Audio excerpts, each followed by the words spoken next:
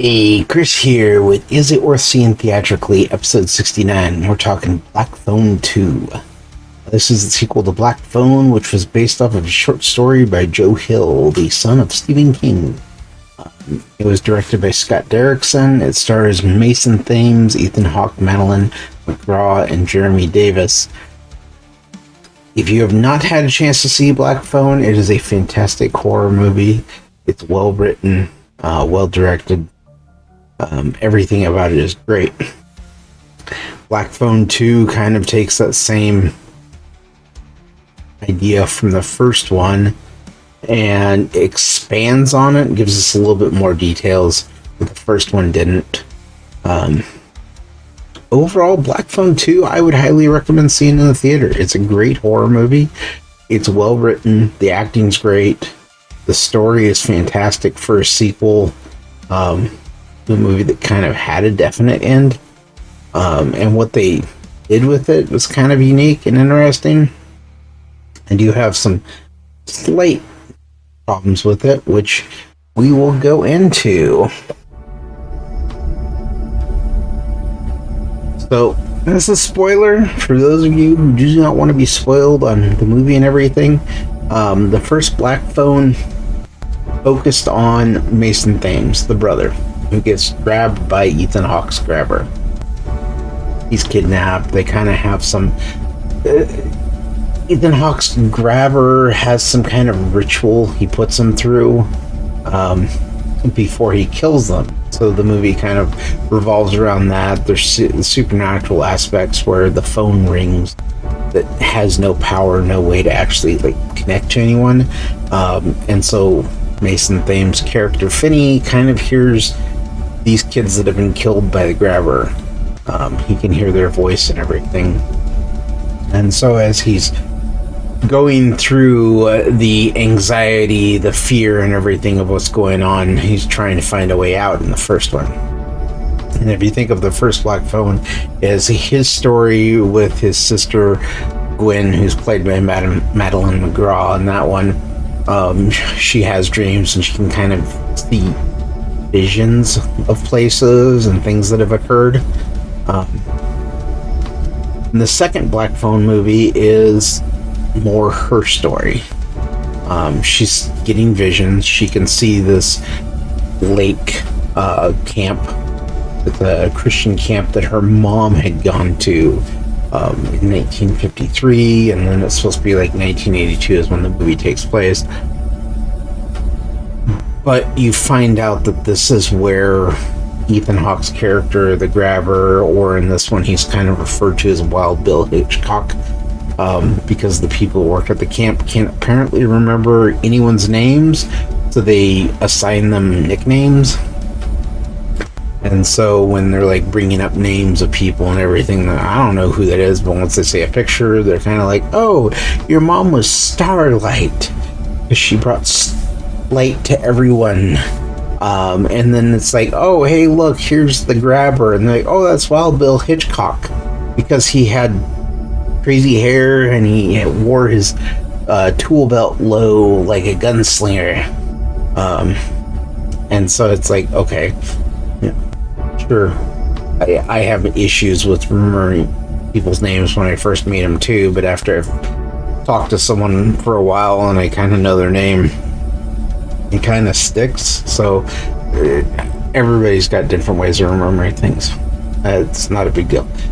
But because the sister is seeing these three kids that keep popping up that were killed, they go to this camp to try and figure it out. And that's when the grabber kind of comes back in a spiritual form. He figured out who he was. He kind of came out of hell. And he's still, because they haven't found the bodies of these three kids, he's still connected to the plane supernaturally through their fear and everything. So it's kind of has this Nightmare on Elm Street kind of aspect to it, where you could almost say he's like a dream demon type of thing, but he's not, because he's able to interact with the real world. as well as the dream world, because Gwenny is able to walk in her dreams, and she can see the past as well as like what's happened. So she finds out her mother was killed by the grabber because her mother had figured out who was taking kids in their town to begin with.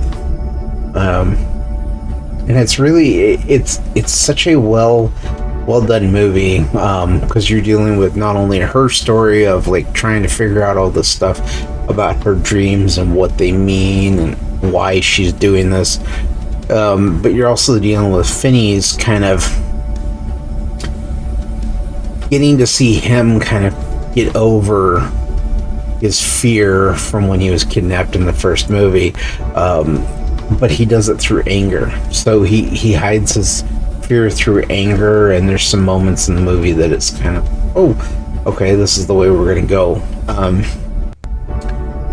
All the way around, fantastic acting. Now, the one issue I did have, and they do kind of establish the rule, but it's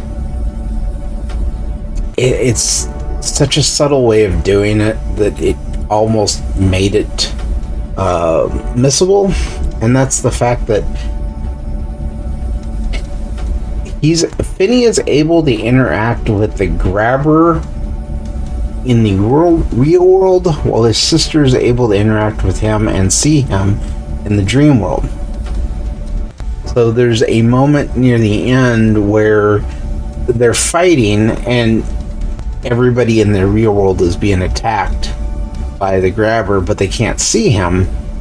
However, at one point he's able to grab him and he knows he's there, so he's able to attack him. And it's an early on scene in the movie that kind of establishes this rule where the grabber is interacting with things in the real world. But it's such a subtle bit that you'd miss it and be like, well, they just kind of out of the blue threw this whole thing in here. But overall, fantastic movie. I'd recommend seeing this one in the theater. I've seen a few negative critics on this movie, and I think it's because people wanted, it might be these critics were expecting a schlocky B horror movie instead of something that was well written, and unfortunately this isn't going to be a schlocky horror movie. It's a little bit more serious horror movie that has elements that you can kind of see were taken from other horror movies, but otherwise it's fantastic. I love the grainy effect for when it's the dream world versus the actual, like when they're awake. You can tell when someone's dreaming because there's a grainy film effect to it. So it's just overall fantastic movie. If you've had a chance to see it, leave a comment down below, give the video a like, and think about subscribing to the channel, and I will catch you on the next one.